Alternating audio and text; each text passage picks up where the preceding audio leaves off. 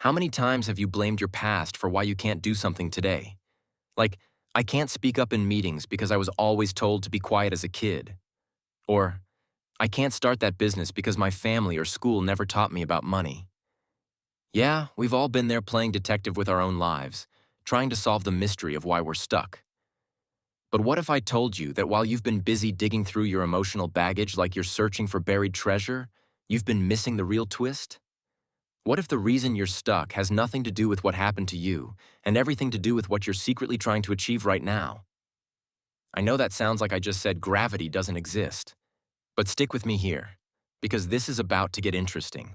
So there was this brilliant psychologist named Alfred Adler who basically said, what if we're looking at this whole thing backwards? While everyone else was obsessing over childhood trauma like it's the only Netflix series that matters, Adler reasoned, but what if people aren't victims of their past? What if they're actually getting exactly what they want right now? Let me paint you a picture. You know that friend we all have. Let's call him Seth, who's been working on himself for 3 years but somehow never actually applies for that job he talks about wanting? Seth will tell you all about how his parents never believed in him, how his teacher crushed his confidence in third grade, how society is against people like him. And yeah, all of that might be true. But here's the kicker. What if Seth doesn't actually want the job? I know you might say, but he talks about it all the time. He definitely wants it. Does he, though? Or does Seth want the safety of dreaming about the job without the scary reality of possibly failing at it? This is where it gets spicy. Adler would say Seth isn't stuck because of his past. Seth is creating anxiety and self-doubt as tools to achieve his real goal, which is staying exactly where he is. Because staying put feels safer than risking rejection, failure, or the terrifying possibility of actually succeeding and then having to live up to it. It's like finding out that the call is coming from inside the house, except the house is your brain and the call is your own self-sabotage. Now, before you start spiraling and thinking I'm calling you a liar or saying your struggles aren't real, pump the brakes. Your anxiety is real. Your fear is real. Your pain is absolutely real. But what if, and hear me out, what if you're unconsciously creating these feelings to protect yourself from something even scarier? Think about it. How convenient is it that you get a panic attack right before you have to do that presentation? How interesting that you always get sick right before social events. How curious that you suddenly remember every reason why you're not good enough, right? When you're about to take a big step forward, your brain is literally the most sophisticated excuse-making machine in the universe. It's not doing this to hurt you. It's doing this to protect you. But sometimes, the protection becomes the prison. Here's where this gets really empowering, though. If you're unconsciously choosing to stay stuck, and I'm not saying you are, but if you are, that means you also have the power to consciously choose to get unstuck. Because if you're the one creating the roadblocks, you're also the one who can move them. But wait, there's more. This isn't just about personal responsibility bootstrap nonsense. This is about recognizing that you're way more powerful than you think. You're not some helpless victim of your circumstances. You're the director, producer, and star of your own life movie. And if you don't like the plot, you can literally rewrite it. So how do you actually do this?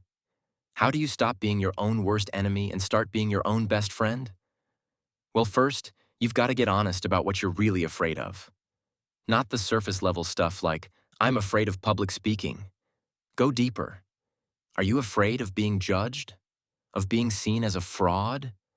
Of succeeding so well that people expect more from you? Once you identify your real fear, you can start asking yourself, what would I do if I weren't trying to avoid this feeling? Because plot twist, you can feel afraid and still do the thing. You can feel anxious and still show up. You can feel unprepared and still take action. The goal isn't to eliminate fear. It's to stop letting fear eliminate your dreams. Here's your homework. And yes, I'm giving you homework because I care about your success more than your comfort. Pick one thing you've been avoiding. Just one. Something small. Maybe it's sending that email, making that phone call, or posting that thing you've been drafting for weeks. Now ask yourself, what am I really trying to avoid by not doing this? Be honest. Get uncomfortable. Then do it anyway. And here's the beautiful part. Once you start recognizing your patterns, you can't unsee them. You'll start catching yourself in the act of self-sabotage. You'll notice when you're creating drama to avoid responsibility. You'll see when you're manufacturing problems to stay in your comfort zone. It's like developing superpowers, except instead of flying or shooting lasers from your eyes, you get the ability to stop being your own worst enemy. Which, let's be honest, is probably more useful in daily life. The truth is, you're not broken. You're not damaged goods. You're not doomed to repeat the past.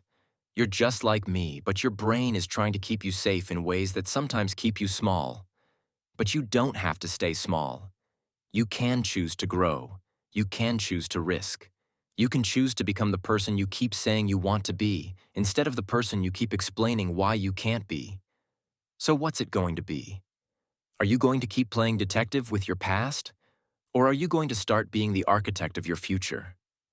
The choice, as always, is yours. If this hit home for you, if it made you think, if it made you uncomfortable in a good way, hit that like button and let me know in the comments what you're going to stop avoiding.